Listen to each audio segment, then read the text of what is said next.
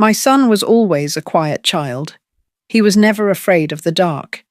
He never woke up crying at night, until he started talking to himself. At first, I thought it was normal. Kids invent imaginary friends. Everyone says that. But something felt wrong. He wasn't playing. He wasn't laughing. He was talking, quietly, as if someone was standing there, listening. The first time I heard it was around 2 a.m. I was walking down the hallway when I heard his voice coming from his bedroom. "No, I can't do that." I stopped in front of the door. I thought he was dreaming. When I opened it, he was sitting on the bed, staring at the corner of the room. "Sweetie, who are you talking to?" He slowly turned his head toward me. "Him." "Him who?" My son pointed to the dark corner near the wardrobe. "The man." I turned on the light. There was no one there. "What man?" He answered, far too calmly. "The one who stays here at night."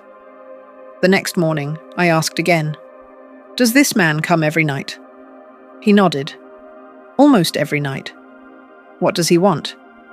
My son hesitated. "He just talks." "About what?" "About you." Something inside me froze. That same week, I started hearing footsteps at night. Soft, slow, always coming from my son's room. One night, I stayed awake. At exactly 2:17 a.m., I heard my son's voice again. But this time, he wasn't alone. There was another voice, deep, low, dragging its words. I couldn't understand what it was saying, only the tone. I pressed my ear against the door. My son asked, "Are you going to hurt her?" There was a long pause. Then the other voice answered, "Not yet." I opened the door immediately, light on. The room was empty. My son was lying in bed, awake, staring at the same corner. "Who was here?" I asked. He looked at me with pity. "You heard him, didn't you?" That night, my son slept in my bed, but his room kept making noise. The next night, something changed. There was no talking, no voices, only a low, constant sound, like someone breathing, coming from his room. I ran inside. The room was dark, but the corner was darker than the rest, as if the light couldn't reach it. "Sweetie?" His voice came from my bed. "He doesn't like it when you come in." My heart started racing. "Where is he now?" My son pointed behind me. "There." A chill ran up my spine.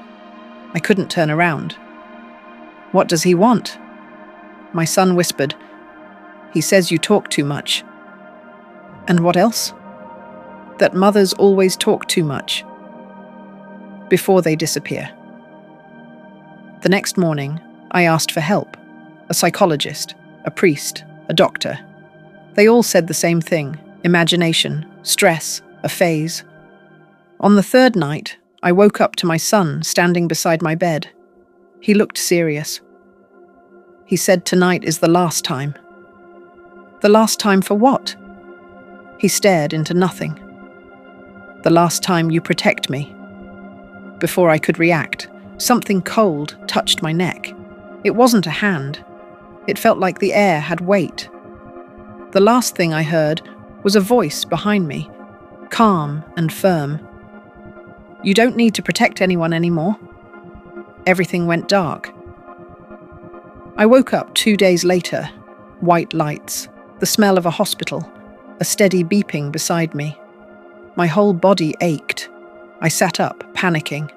"Where is my son?" A nurse entered the room. She froze for a second before answering. "You need to calm down." "My son, where is he?" She glanced into the hallway. "I'll call the doctor." My heart was pounding. He was alone. He was at home. The doctor came in a few minutes later. Calm. Careful tone. He sat beside me. "You had a severe episode." "My son!" I screamed. He took a deep breath. "We've talked about this before." Talked about what? He chose his words carefully. You don't have a son. I laughed, nervously. That's not funny. You never did.